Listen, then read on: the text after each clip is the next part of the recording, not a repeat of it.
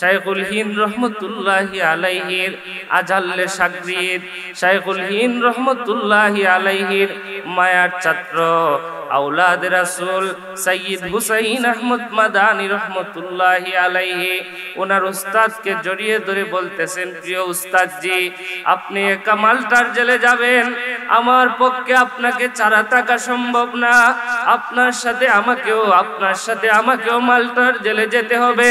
শাইখুল হিন্দ রহমতুল্লাহি আলাইহি বলেন, বাবা তুমি হলে আওলাদে রাসূল, তোমার শরীরের মধ্যে যেই রক্ত, সেই রক্ত আমার রাসূলের শরীরের মধ্যে, অতএব ব্রিটিশ বেনিয়াজরা নিয়ে আমাকে জেলের মধ্যে পিটাবে, ব্রিটিশ বেনিয়াজরা নিয়ে আমাকে জেলের মধ্যে নির্যাতন করবে, ব্রিটিশ বেনিয়াজরা নিয়ে আমাকে জেলের মধ্যে রিমান্ড দিবে, এতে কোনো আসে যায় না। কিন্তু তুমি হলে আওলাদে রাসূল, তোমাকে নিয়ে যদি এইরকম আচরণ করে আমার পক্ষে বরদাস্ত করা সম্ভব না। হুসাইন আহমদ মাদানী আওলাদে রাসূল হুসাইন আহমদ মাদানী বলেন, হুজুর এইগুলা বললে হবে না, আমি আপনার সাথে জেলে যাইতেই হবে, আপনাকে ছাড়া আমার থাকা সম্ভব না। হুসাইন আহমদ মাদানী রহমতুল্লাহি আলাইহির উস্তাদের পিছু ধরলেন, উস্তাদের সাথে উনিও মাল্টার জেলে যাবেন।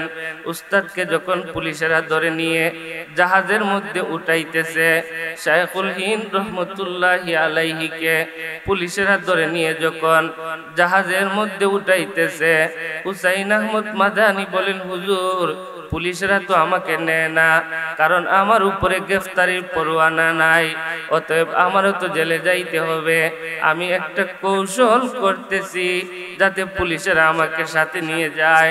শাইখুল হিন্দকে নিয়ে যখন তারা জাহাজ ছাড়িয়া দিল, হুসাইন আহমদ মাদানী রহমতুল্লাহি আলাইহি, হুসাইন আহমদ মাদানী রহমতুল্লাহি আলাইহি সাগরের মধ্যে ঝাঁপ দিয়ে পড়ে গেলেন। দেখেন উস্তাদের প্রতি কেমন মহব্বত হইলে এমনটা হয়। সাগরের মধ্যে উনি ঝাঁপ দিয়ে পড়ে গেলেন, উত্তাল সাগর। একবার মাথার মধ্যে চিন্তা করলেন না, আমি যে সাগরের মধ্যে ঝাঁপ দিয়ে পড়ে গেলাম, আমিও তো মারাও যাইতে পারি। উস্তাদের প্রেমে সবকিছুকে হার মানিয়ে নিয়েছে।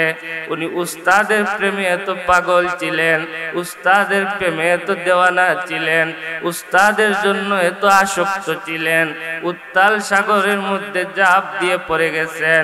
উনি যখন সাগরের মধ্যে সাঁতার কাটতেছেন, ব্রিটিশ বেনিয়াসদের পুলিশেরা ভাবলো ছোট্ট একটা ছেলে, সুন্দর একটা ছেলে, চেহারা বড় ফুটফুটে সুন্দর, ছেলেটা সাগরে পড়ে মারা যাবে, সে তো অদোষী, তার তো কোনো দোষ নাই, অতএব তাকে আমরা জাহাজের মধ্যে উঠাই। এখানের মধ্যে একটা চমৎকার কথা, ফেরাউন একবার মিশরের দেশের মধ্যে আদেশ জারি করেছিল যে এই বছর আমার দেশে এমন একটা ছেলে জন্ম নিতে পারে যেই ছেলে পরবর্তীতে আমার রাজত্ব দখল করবে। সমস্ত ছেলেদেরকে মারিয়া দিল, কিন্তু একটা ছেলেকে মারলো না। যেই ছেলেকে মারলো না তার নাম ছিল মূসা। ফেরাউন জানতো না তার ঘরে খাবে, তার ঘরে লালিত পালিত হবে, পরবর্তীতে সেই মূসা তার রাজত্ব দখল করবে। ফেরাউন জানতো না, জানলে তো অবশ্যই তাকে লালন পালন করতো না, ছোটবেলায় মারিয়া ফেলতে চেষ্টা করত। কিন্তু আল্লাহর কুদরতের কেরেশমা বোঝা বড় মুশকিল। শত্রুর হাতেই বন্ধুরূপে লালন পালন করান উনি হইলেন আল্লাহ। মূসা আলাইহিস সালামকে ফেরাউন সুন্দরভাবে লালিত পালিত করলো। শাইখুল ইসলাম মদনী রহমতুল্লাহি আলাইহিকে ব্রিটিশের পুলিশেরা জানতো না উনি যে পরবর্তীতে ব্রিটিশ আন্দোলনের সোনালী পুরুষ মহানায়ক হবেন এবং তাদেরকে খেদাইয়া এই উপমহাদেশদেরকে বেইজ্জতি করে বের করে দিবেন। তারা এটা জানতো না। যদি তারা জানতো অবশ্যই উনাকে জাহাজে উঠাইতো না। হুসাইন আহমদ মাদানী রহমতুল্লাহি আলাইহিকে যখন জাহাজের মধ্যে উঠে তারা নিয়ে গেল মাল্টার জেলের মধ্যে। হুসাইন আহমদ মাদানী রহমতুল্লাহি আলাইহি তার উস্তাদ শেখুল হিন্দের সাথে মাল্টার জেলের মধ্যে দীর্ঘ 3 বছর শেখুল হিন্দ রহমতুল্লাহি আলাইহিকে মাল্টার জেলের মধ্যে বন্দী করে রেখেছে। কত কষ্ট করেছেন আমাদের আকাবিররা।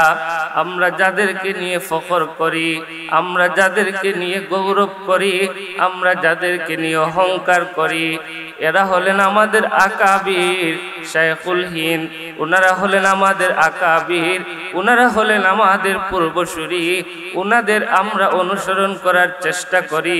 শাইখুল ইসলাম সৈয়দ হুসাইন আহমদ মাদানী উস্তাদের সাথে জেলের জীবন কাটাইলেন, উস্তাদের সাথে জেলের জীবন কাটাইলেন, উস্তাদের সাথে জেলে থাকতে আরম্ভ করলেন। উস্তাদ শেখুল হিন্দ রহমতুল্লাহি আলাইহিকে ব্রিটিশ বেনিয়াজের পুলিশেরা মাঝে মধ্যে প্রায় সময়ে শিখকে লাল করে, রডকে আগুন দ্বারা জ্বালিয়ে লাল করে। শেখুল হিন্দ রহমতুল্লাহি আলাইহির কোমরের মধ্যে লাল শিকানিয়া দাগ দিত, লাল শিকানিয়া শেখুল হিন্দের কোমরে লাগাইত। শেখুল হিন্দ রহমতুল্লাহি আলাইহিকে বলতো, একবার তুমি তোমার ফতোয়াকে উল্টাও, একবার তুমি তোমার ফতোয়াকে রুজু করো, একবার তুমি আমাদের পক্ষে চলে আসো, তুমি আমাদের পক্ষে কথা বলো, তোমাকে আর আমরা নির্যাতন করব না, তোমাকে আমরা মাল্টার জেল থেকে ছেড়ে দিব। শেখুল হিন্দ রহমতুল্লাহি আলাইহি বলেন, আমার শরীরের মধ্যে এক বিন্দু রক্ত থাকা সত্ত্বেও আমি কোনোদিন তোমাদের পক্ষে যাব না। ওরাই হলেন আমাদের আকাবির, ওরাই হলেন আমাদের আকাবির। কোনদিন বাতিলের সামনে মাথা নত করেননি, কোনদিন বাতিলের সামনে মাথা নত করেননি। হক যারা, তারা কখনো বাতিলের সামনে মাথা নত করতে পারে না। যারা হক, তারা কখনো বাতিলের সামনে মাথা নত করতে পারে না। শেখুল হিন্দ বলতে লাগলেন, এ ব্রিটিশ বেনিয়াজের পুলিশেরা, যতই তোমরা আমাকে নির্যাতন করো, যতই তোমরা আমাকে অত্যাচার করো, যতই তোমরা আমাকে অত্যাচারের স্টিম রুলার চালাও, কিন্তু এগুলা করে কোনো লাভ হবে না। আমি আমার কথা থেকে এক পাও পিছু সরব না। আমি যা বলেছি তা সঠিক বলেছি। রাত যখন গভীর হইত, হুসাইন আহমদ মাদানী রহমতুল্লাহি আলাইহি দেখতেন উস্তাদের তাহাজ্জুদের নামাজের সময় হয়েছে।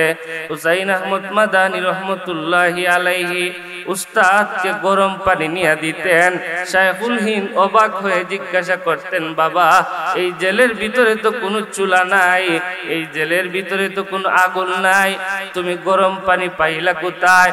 এই গরম পানি তুমি কোথা থেকে আনিয়া দিলা? এই গরম পানি তুমি পাইলা কোথায়? শাইখুল হিন্দ রহমতুল্লাহি আলাইহির প্রশ্নের উত্তরে আওলাদে রাসূল সৈয়দ হুসাইন আহমদ মাদানী রহমতুল্লাহি আলাইহি বলতেন, হুজুর, আমি যখন রাতের বেলা ঘুমাই তখন একটা বোতলের মধ্যে পানি নিয়ে আমি ঘুমাই এবং আমার বাহুর মধ্যে বোতলটা রাখি।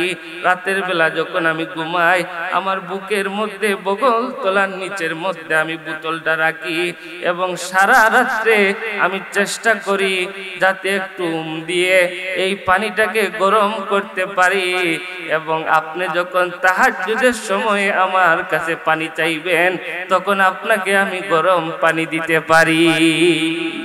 ওয়ালানাবলুওয়ান্নাকুম বিশাইইম মিনাল খাউফি ওয়াল জু'।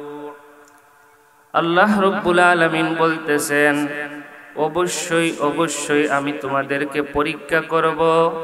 মিনাল খাউফে, মাঝে মধ্যে ভয় দিয়া পরীক্ষা করব, মাঝে মধ্যে তোমাদেরকে ভয় দিয়া পরীক্ষা করব।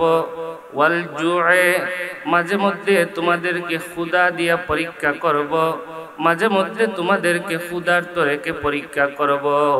ওয়া নাকসিম মিনাল আমওয়াল, মাঝে মধ্যে তোমাদের মাল নষ্ট করে পরীক্ষা করব, মাঝে মধ্যে তোমাদের মাল বিনষ্ট করে আমি পরীক্ষা করব। ওয়াল আনফুসি ওয়াস সামারাত, মাঝে মধ্যে তোমাদের ফসলাদিকে নষ্ট করে আমি পরীক্ষা করব। ওয়াবাশশিরিস সাবিরিন, যদি তোমরা ধৈর্য ধারণ করতে পারো, যদি তোমরা ধৈর্য ধরতে পারো তাহলেই তোমরা সফল কাম। মুহতারাম হাজিরিন, আল্লাহর পরীক্ষা বড় সহজ আবার বড় কঠিন। যারা ইমানদার এবং মুত্তাকি আল্লাহ তাদেরকে পরীক্ষা করেন। পৃথিবীতে এমন কোন নবী নাই যাকে আল্লাহ রব্বুল আলামিন পরীক্ষা করেন নাই। হযরতে আদম আলা নবীনা আলাইহিস সালাতু ওয়াস সালাম থেকে মুহাম্মদুর রাসূলুল্লাহ সাল্লাল্লাহু আলাইহি ওয়াসাল্লাম পর্যন্ত যত নবী দুনিয়াতে এসেছেন সবাইকে আল্লাহ রব্বুল আলামিন পরীক্ষা করেছেন, সবাইকে আল্লাহ রব্বুল আলামিন পরীক্ষা করেছেন। হযরতে ইব্রাহিম আলাইহিস সালামকে নমরুদ আগুনের মধ্যে নিক্ষেপ করেছিল, আল্লাহ রব্বুল আলামিনের উপরে ধৈর্য ধারণ করেছেন। ইব্রাহিম আলাইহিস সালাম ধৈর্য ধরেছেন, এটা আল্লাহ রব্বুল আলামিনের পরীক্ষা। হযরত ইউনূস আলাইহিস সালামকে আল্লাহ পরীক্ষা করেছেন, হযরত ইসমাঈল আলাইহিস সালামকে আল্লাহ পরীক্ষা করেছেন, হযরত দাউদ আলাইহিস সালামকে আল্লাহ পরীক্ষা করেছেন, সমস্ত আম্বিয়া আলাইহিমুস সালামকে আল্লাহ পরীক্ষা করেছেন। এমন কোন নবী নাই যাকে আল্লাহ রব্বুল আলামিন পরীক্ষা করেন নাই। যত নবী আল্লাহ দুনিয়াতে পাঠাইছেন সমস্ত নবীদেরকে আল্লাহ রব্বুল আলামিন পরীক্ষা করেছেন। আমাদের নবী, শেষ নবী হযরত মুহাম্মদ মুস্তাফা সাল্লাল্লাহু আলাইহি ওয়াসাল্লামকে আল্লাহ পরীক্ষা করেছেন, সবাইকে আল্লাহ পরীক্ষা করেছেন। এবং আল্লাহ পবিত্র কোরআনের মধ্যে জানিয়ে দিয়েছেন, ওয়ালা নাবলুওয়ান্নাকুম, অবশ্যই অবশ্যই আমি তোমাদেরকে পরীক্ষা করব, মিনাল খাউফে, মাঝে মধ্যে ভয় দিয়া তোমাদেরকে পরীক্ষা করব, মাঝে মধ্যে এমন ভয়ের মধ্যে তোমাদেরকে নিক্ষেপ করব মনে মনে ভাবতে পারো এই পরীক্ষায় পড়লে তুমি মারা যাইতে পারো। মাঝে মধ্যে এমন ভয়ের মধ্যে তুমি পড়তে পারো রাষ্ট্রের পক্ষ থেকে তোমার উপরে ভয় আসতে পারে, রাষ্ট্রের উপর থেকে তোমার উপরে ভয় আসতে পারে, গ্রামের উপর থেকে তোমার উপরে চাপ আসতে পারে, গোষ্ঠীর উপর থেকে তোমার উপরে চাপ আসতে পারে, ফ্যামিলির পক্ষ থেকে তোমার উপরে চাপ আসতে পারে। মাঝে মধ্যে এমন পরিস্থিতি তোমার হয়ে যেতে পারে, এটা আমি আল্লাহর পরীক্ষা। তুমি যদি ধৈর্য ধরতে পারো, তুমি যদি সবর করতে পারো তাহলে অবশ্যই তোমার জন্য সুসংবাদ আছে, অবশ্যই তোমার জন্য সুসংবাদ আছে। এমন কোন নবী নাই যাকে আল্লাহ পরীক্ষা করেন নাই। সাহাবায়ে কেরাম পরীক্ষার সম্মুখীন হয়েছেন, এভাবে আমাদের আকাবির বুজুর্গানে দ্বীন পরীক্ষার সম্মুখীন হয়েছেন।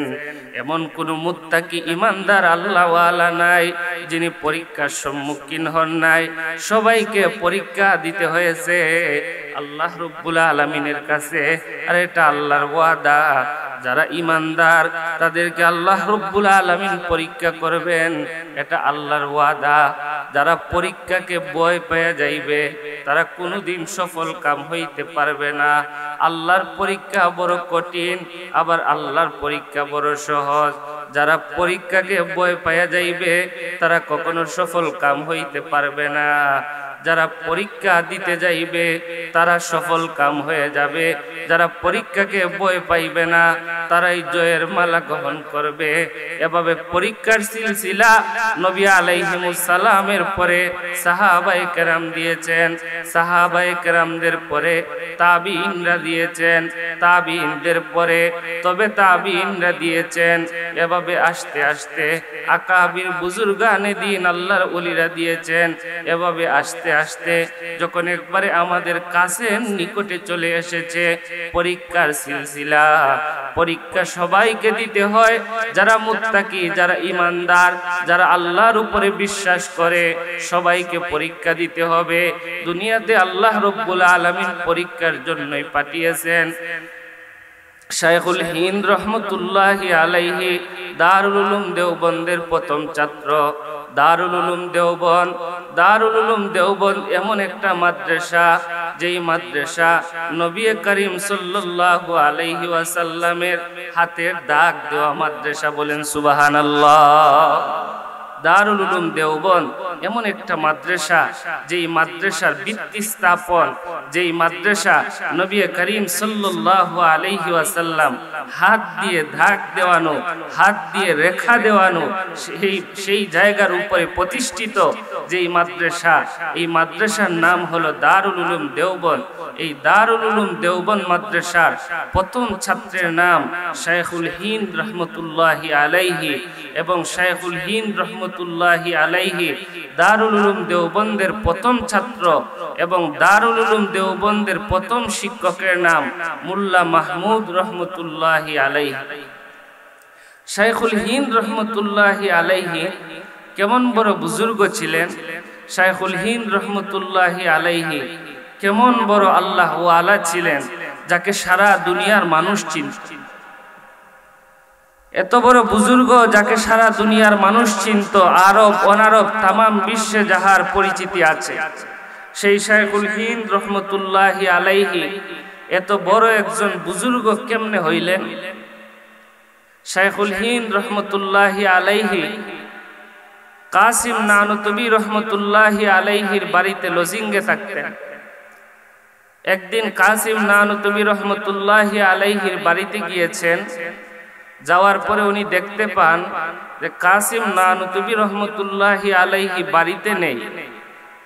কাসিম নানুতুবি রহমতুল্লাহি আলাইহির বাবার দাস্ত হয়েছে, ডায়রিয়া হয়েছে, কিন্তু উনার ছেলে কাসিম নানুতুবি বাড়িতে নেই। অতএব উনি দাস্তে ডায়রিয়া করে একবারে সারা ঘরের ফ্লোর সবকিছু ময়লা করে ফেলেছে।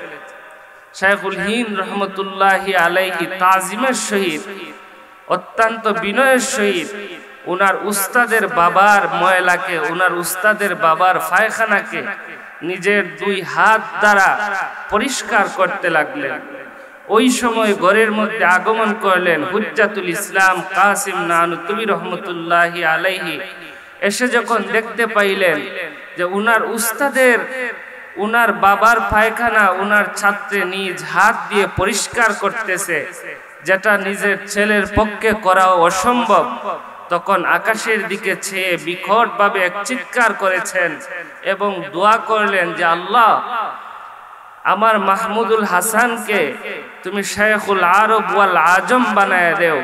এই উস্তাদের দোয়ার বদৌলতে শাইখুল হিন্দ রহমতুল্লাহি আলাইহি সারা দুনিয়ায় খ্যাতি লাভ করেছেন, সারা দুনিয়ায় ওনার প্রসিদ্ধতা লাভ হয়েছে, সারা দুনিয়ার মানুষ ওনাকে চিনে, সারা দুনিয়ার আলেম উলামা চিনে উস্তাদের দোয়ার কারণে। সে শাইখুল হিন্দ রহমতুল্লাহি আলাইহি দারুল উলুম দেওবন্দের প্রথম ছাত্র। দারুল উলুম দেওবন্দের প্রথম উস্তাদের নাম মোল্লা মাহমুদ রহমতুল্লাহি আলাইহি। আসমান জমিনের প্রথম শিক্ষকের নাম আল্লাহ, যার আরেকটা নাম হইল মাহমুদ। জমিনের প্রথম ছাত্রের নাম মুহাম্মদ, যার আরেকটা নাম হইল মাহমুদ। মুহাম্মাদুর রাসূলুল্লাহ সাল্লাল্লাহু আলাইহি ওয়াসাল্লামের হাত দিয়ে দাগ দেওয়া মাদ্রাসার নাম হইল দারুল উলুম দেওবন্দ। দারুল উলুম দেওবন্দের প্রথম শিক্ষকের নাম হইল মোল্লা মাহমুদ এবং ছাত্রের নাম হইল মাহমুদুল হাসান। অর্থাৎ মাহমুদ নামের সাথে একটা মিল আছে। শাইখুল হিন্দ রহমতুল্লাহি আলাইহি দারুল উলুম দেওবন্দের প্রথম ছাত্র। শাইখুল হিন্দ রহমতুল্লাহি আলাইহি যখন ব্রিটিশ বেনিয়াজদের বিরুদ্ধে ফতোয়া দিলেন, ব্রিটিশদের বিরুদ্ধে ফতোয়া দিলেন যে ব্রিটিশদের সাথে চলাফেরা বেচাকেনা করা হারাম, ব্রিটিশদের বিরুদ্ধে যখন ফতোয়া দিলেন শাইখুল হিন্দ রহমতুল্লাহি আলাইহি, তখন ব্রিটিশদের মাথা গরম হয়ে গেল। ব্রিটিশরা যখন গ্রেফতারি পরোয়ানা জারি করলো, শাইখুল হিন্দ রহমতুল্লাহি আলাইহিকে গ্রেফতার করবে। শাইখুল হিন্দ রহমতুল্লাহি আলাইহিকে গ্রেফতার করানোর জন্য যখন পুলিশ তারা পাঠালো, শাইখুল হিন্দ রহমতুল্লাহি আলাইহিকে পুলিশের আইসা যখন গ্রেফতার করে নিয়ে যাবে, ওই সময় শাইখুল হিন্দ রহমতুল্লাহি আলাইহির আজাল্লে শাগরিদ, শাইখুল হিন্দ রহমতুল্লাহি আলাইহির মায়ার ছাত্র আওলাদে রাসূল সৈয়দ হুসাইন আহমদ মাদানী রহমতুল্লাহি আলাইহি ওনার উস্তাদকে জড়িয়ে ধরে বলতেছেন, প্রিয় উস্তাদজি, আপনি একা মাল্টার জেলে যাবেন, আমার পক্ষে আপনাকে ছাড়া থাকা সম্ভব না, আপনার সাথে আমাকেও মাল্টার জেলে যেতে হবে। শাইখুল হিন্দ রহমতুল্লাহি আলাইহি বলেন, বাবা তুমি হলে আওলাদে রাসূল, তোমার শরীরের মধ্যে যেই রক্ত, সেই রক্ত আমার রাসূলের শরীরের মধ্যে, অতএব ব্রিটিশ বেনিয়াজরা নিয়ে আমাকে জেলের মধ্যে পিটাবে, ব্রিটিশ বেনিয়াজরা নিয়ে আমাকে জেলের মধ্যে নির্যাতন করবে, ব্রিটিশ বেনিয়াজরা নিয়ে আমাকে জেলের মধ্যে রিমান্ড দিবে, এতে কোনো আসে যায় না। কিন্তু তুমি হলে আওলাদে রাসূল, তোমাকে নিয়ে যদি এইরকম আচরণ করে আমার পক্ষে বরদাস্ত করা সম্ভব না। হুসাইন আহমদ মাদানী আওলাদে রাসূল হুসাইন আহমদ মাদানী বলেন, হুজুর এইগুলা বললে হবে না, আমি আপনার সাথে জেলে যাইতেই হবে, আপনাকে ছাড়া আমার থাকা সম্ভব না। হুসাইন আহমদ মাদানী রহমতুল্লাহি আলাইহির উস্তাদের পিছু ধরলেন, উস্তাদের সাথে উনিও মাল্টার জেলে যাবেন। উস্তাদকে যখন পুলিশেরা ধরে নিয়ে জাহাজের মধ্যে উঠাইতেছে, শাইখুল হিন্দ রহমতুল্লাহি আলাইহিকে পুলিশেরা ধরে নিয়ে যখন জাহাজের মধ্যে উঠাইতেছে, হুসাইন আহমদ মাদানী বলেন, হুজুর পুলিশরা তো আমাকে নেয় না, কারণ আমার উপরে গ্রেফতারির পরোয়ানা নাই, অতএব আমারও তো জেলে যাইতে হবে। আমি একটা কৌশল করতেছি যাতে পুলিশেরা আমাকে সাথে নিয়ে যায়। শাইখুল হিন্দকে নিয়ে যখন তারা জাহাজ ছাড়িয়া দিল, হুসাইন আহমদ মাদানী রহমতুল্লাহি আলাইহি, হুসাইন আহমদ মাদানী রহমতুল্লাহি আলাইহি সাগরের মধ্যে ঝাঁপ দিয়ে পড়ে গেলেন। দেখেন উস্তাদের প্রতি কেমন মহব্বত হইলে এমনটা হয়। সাগরের মধ্যে উনি ঝাঁপ দিয়ে পড়ে গেলেন, উত্তাল সাগর। একবার মাথার মধ্যে চিন্তা করলেন না, আমি যে সাগরের মধ্যে ঝাঁপ দিয়ে পড়ে গেলাম, আমিও তো মারাও যাইতে পারি। উস্তাদের প্রেমে সবকিছুকে হার মানিয়ে নিয়েছে। উনি উস্তাদের প্রেমে এত পাগল ছিলেন, উস্তাদের প্রেমে এত দেওয়ানা ছিলেন, উস্তাদের জন্য এত আসক্ত ছিলেন। উত্তাল সাগরের মধ্যে ঝাঁপ দিয়ে পড়ে গেছেন। উনি যখন সাগরের মধ্যে সাঁতার কাটতেছেন, ব্রিটিশ বেনিয়াসদের পুলিশেরা ভাবলো ছোট্ট একটা ছেলে, সুন্দর একটা ছেলে, চেহারা বড় ফুটফুটে সুন্দর, ছেলেটা সাগরে পড়ে মারা যাবে, সে তো অদোষী, তার তো কোনো দোষ নাই, অতএব তাকে আমরা জাহাজের মধ্যে উঠাই।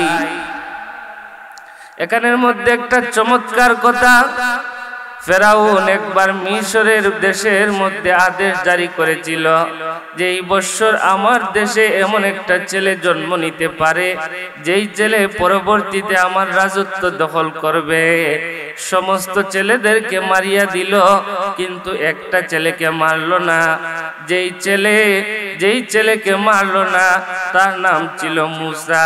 ফেরাউন জানতো না তার ঘরে খাবে, তার ঘরে লালিত পালিত হবে, পরবর্তীতে সেই মুসা তার রাজত্ব দখল করবে। ফেরাউন জানতো না, জানলে তো অবশ্যই তাকে লালন পালন করতো না, ছোটবেলায় মারিয়া ফেলতে চেষ্টা করত। কিন্তু আল্লাহর কুদরতের কেরেশমা বোঝা বড় মুশকিল। শত্রুর হাতেই বন্ধুরূপে লালন পালন করান উনি হইলেন আল্লাহ। ফেরাউনকে মুসা আলাইহিস সালামকে ফেরাউন সুন্দরভাবে লালিত পালিত করলো।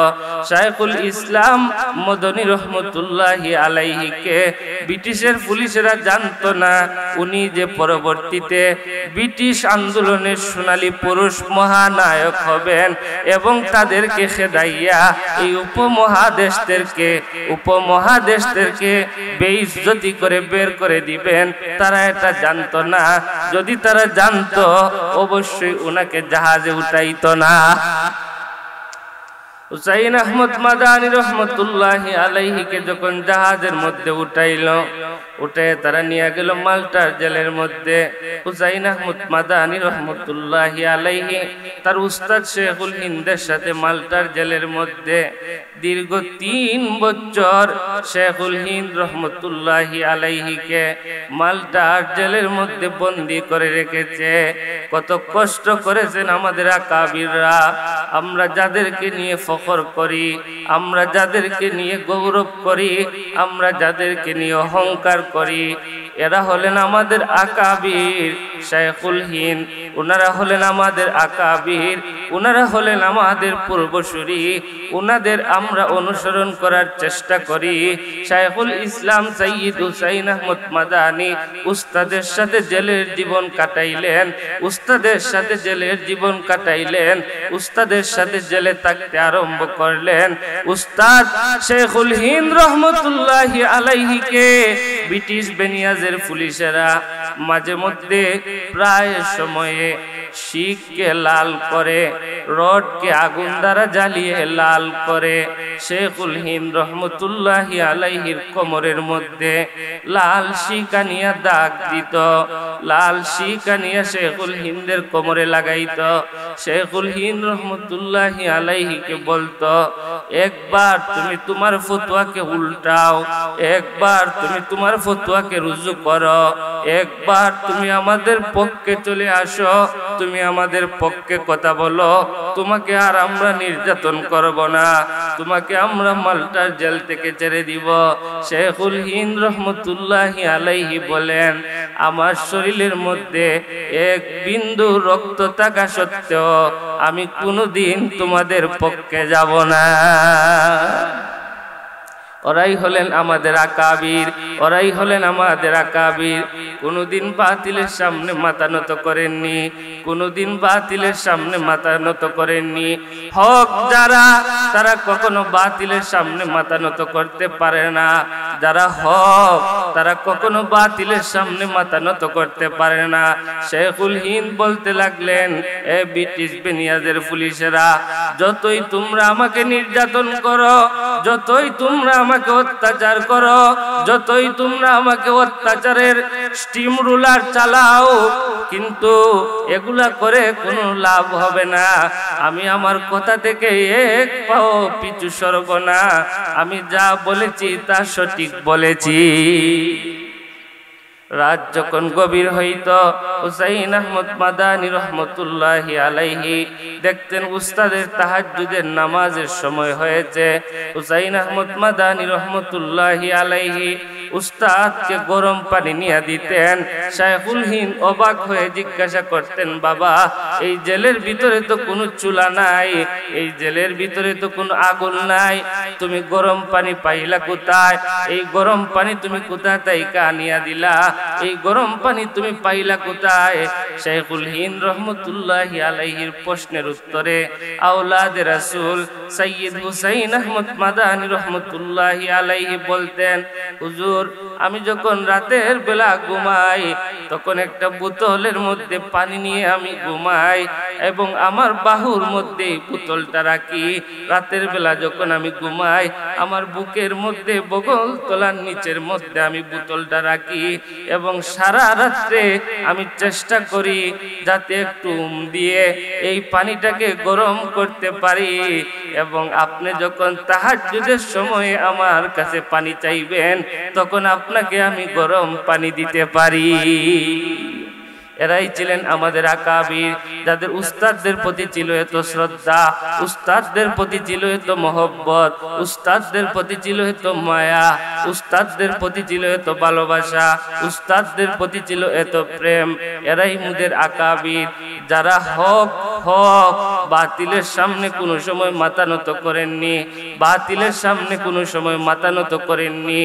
ও উলামায়ে কেরাম, ও মুরব্বিয়ানে কেরাম, ও যুবক ভাইয়েরা, যারা আমরা আকাবির আকাবির বলে স্লোগান দেই, যারা আমরা আকাবির আকাবির নাম নেই, দেখো তাকাইয়া আমাদের আকাবির আসলাফদের জীবন কেমন ছিল, আমাদের আকাবির বুজুর্গদের জীবন কেমন ছিল, আমাদের আকাবির বুজুর্গদের জীবন কেমন ছিল, যারা কোনোদিন বাতিলের সামনে মাথা নত করেননি, নিজের জীবনের শেষ বিন্দু রক্ত থাকতে কোনোদিন বাতিলের সামনে আপোষ করেননি, তারাই হলেন মুদের আকাবির। মুহতারাম হাজিরিন, লক্ষ্য করে কথাটা শুনেন, দিলের কান লাগায় কথাটা শুনেন। আল্লাহ রব্বুল আলামিন বলেন, আমি তোমাদেরকে মাঝে মধ্যে পরীক্ষা করব, ভয় দিয়া পরীক্ষা করব, ক্ষুধা দিয়া তোমাদেরকে পরীক্ষা করব, মাঝে মধ্যে তোমাদেরকে উপবাস রেখে পরীক্ষা করব, মাঝে মধ্যে তোমাদেরকে ক্ষুধার্ত রেখে পরীক্ষা করব, মাঝে মধ্যে তোমাদের ঘরের মধ্যে চাল থাকবে না, ডাল থাকবে না, খাওয়ার মতো কোনো কিছু থাকবে না, উপবাস থাকতে হবে দিনের পর দিন। এইটা শুধু নতুন বিষয় না, এটা শুধু নতুন বিষয় না। আমাদের নবী আলাইহিমুস সালাম এমনকি 3 দিন পর্যন্ত উপবাস ছিলেন, 1 দিন 2 দিন 3 দিন পর্যন্ত উপবাস ছিলেন। ঘরের মধ্যে কোনো কিছু ছিল না, মুখের মধ্যে একটা লুকমা দিতে পারেননি নবী আলাইহিমুস সালাম। সাহাবায়ে কেরাম রাদিয়াল্লাহু তাআলা আনহুমা আজমাইন, সাহাবায়ে কেরাম উপবাস থেকেছেন, ঘরের মধ্যে কোনো কিছু ছিল না, মুখের মধ্যে লুকমা দিতে পারেননি। একবার হযরতে আবু হুরায়রা রাদিয়াল্লাহু তাআলা আনহু ক্ষুধার্ত অবস্থায়, খিদার যন্ত্রণায় মাথা ঘুরাইতেছে। হযরতে আবু হুরায়রা রাদিয়াল্লাহু তাআলা আনহু মসজিদে নববীর পাশে রাস্তার মধ্যে পড়ে রয়েছেন, মসজিদে নববীর পাশে রাস্তার মধ্যে পড়ে রয়েছেন। ওই রাস্তা দিয়ে হযরতে আবু বকর সিদ্দিক রাদিয়াল্লাহু তাআলা আনহু এসেছেন। আবু হুরায়রা আবু বকর সিদ্দিককে একটা প্রশ্ন করেছেন, আবু বকর সিদ্দিক প্রশ্নের জবাব দিয়ে চলে গেছেন। পরে ওই রাস্তা দিয়ে হযরতে উমর রাদিয়াল্লাহু তাআলা আনহু আসছেন, উমরকে আবু হুরায়রা প্রশ্ন করেছেন, উমরও প্রশ্নের জবাব দিয়ে চলে গেছেন। কিছুক্ষণ পরে ওই রাস্তা দিয়া জনাবে মুহাম্মদুর রাসূলুল্লাহ সাল্লাল্লাহু আলাইহি ওয়াসাল্লাম ওই রাস্তা দিয়ে এসেছেন। হযরতে আবু হুরায়রাকে দেখে নবীজি অবাক। নবী জিজ্ঞাসা করেন, আবু হুরায়রা, তোমার এই অবস্থা কেন? হযরতে আবু হুরায়রা বলেন, ইয়া রাসূলুল্লাহ, ইয়া হাবিবাল্লাহ, আমি ক্ষুধার্ত, খিদার যন্ত্রণায় আমার মাথা ঘুরাইতেছে, আমি হাঁটতে পারতেছি না, এজন্য অবশ্যই আমি পড়ে গিয়েছি। আল্লাহর নবী বলেন, আবু হুরায়রা, চলো আমার সাথে আমার বাড়িতে। জুড়ে বলেন সুবহানাল্লাহ। চলো আমার সাথে আমার বাড়িতে। হযরতে আবু হুরায়রা রাদিয়াল্লাহু তাআলা আনহু নিয়ে গেলেন নবীজির বাড়িতে। বিয়ে কারীম সাল্লাল্লাহু আলাইহি ওয়াসাল্লাম বাড়িতে যাইয়া ওনার স্ত্রীদেরকে জিজ্ঞাসা করতেছেন, আমাদের ঘরের মধ্যে কোনো কিছু আছে নাকি খাওয়ানোর মতো, খাওয়ার মতো? আমাদের ঘরের মধ্যে কোনো কিছু আছে নাকি খাওয়ার মতো? ঘর থেকে উত্তর আসলো, আমরাই তো উপবাস, আমাদের ঘরের মধ্যে কোনো কিছু নাই। কিছুক্ষণ যাওয়ার পরে এক পেয়ালা দুধ আসলো হাদিয়া, এক পেয়ালা দুধ আসলো হাদিয়া। হাদিয়া আসার পরে আবু হুরায়রা ভাবতেছেন, নবীজি হয়তো আমাকে বলবেন, আবু হুরায়রা তুমি পান করো, কিন্তু নবীজি আবু হুরায়রাকে খাওয়ার কথা বললেন না। আল্লাহর নবী বলতে লাগলেন, আবু হুরায়রা, মসজিদে নববীতে যাইয়া দেখো আরো সাহাবায়ে কেরাম আছেন যারা ক্ষুধার্ত, সবাইকে দাওয়াত দাও, সবাইকে দাওয়াত দিয়ে নিয়ে আসো, সবাইকে দাওয়াত দাও। আবু হুরায়রা রাদিয়াল্লাহু তাআলা আনহু সবাইকে যাইয়া দাওয়াত দিলেন নবীজির পক্ষ থেকে। আবু হুরায়রা ভাবতে লাগলেন, দুধ মাত্র এক পেয়ালা, কিন্তু খাওয়ার লোক অনেক, এক পেয়ালা দুধ দিয়া কয়জনকে খাওয়াবেন?